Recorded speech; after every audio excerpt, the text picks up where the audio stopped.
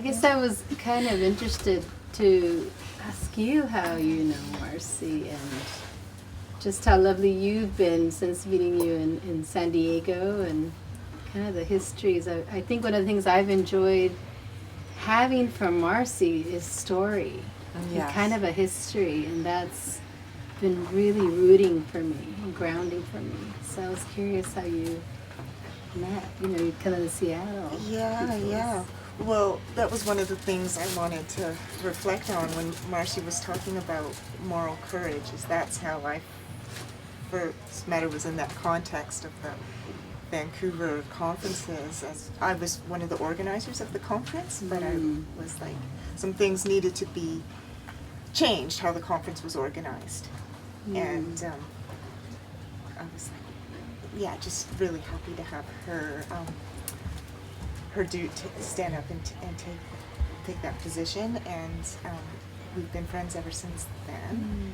I didn't feel like I had the voice to say to some things that were happening, and Marcy came and talked to me in a way that let me have my voice too.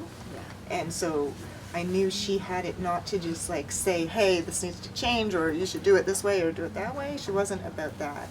She was about like coming to me and saying, like, kind of helping me also stand in my place and helping others. And I just thought that is kind of her walking her talk and doing it in an ethical way, a relational way.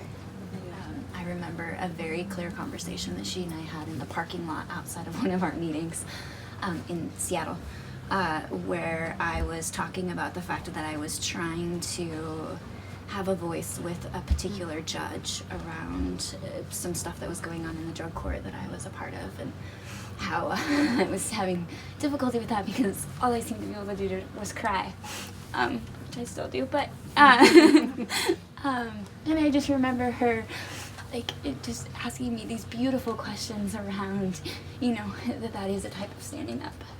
That even though no one else saw it as standing up, everyone else saw it as, oh my gosh, they had to take care of me. She saw that it was actually anger behind it. It was protest. It was all these things. So kind of that, not only being able to talk with people in ways that elicits their own voice, but also, for me at least, being able to talk about standing up in a multi-storied way that is, kind of ellipsed 12 years of my life.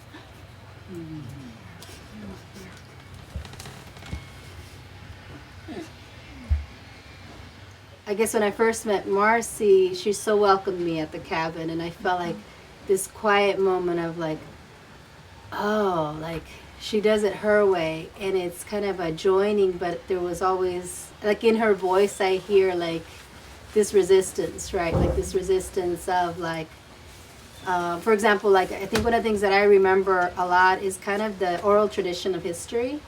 And so like, yeah, we don't have it documented in writing, but she's telling me the story, right? The story of narrative therapy, the story of Peggy, the story of, the pillow and the mint. And so I'm hearing story about David Epstein, like story that's not found in a book, that is so much richer and so much, like it can hold it in my heart, so much closer in a way that is just from a tradition that I know and that is much more familiar to me.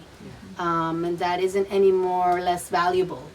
And so I think I really connected to that piece of, giving people back their voice, right? Giving people back a reflection of the things they already carry with them, that I feel she kind of gave back to me in that first Vermont visit. Like, oh yeah, okay, I'm gonna go back now and do my thing. And that was really refreshing and really empowering.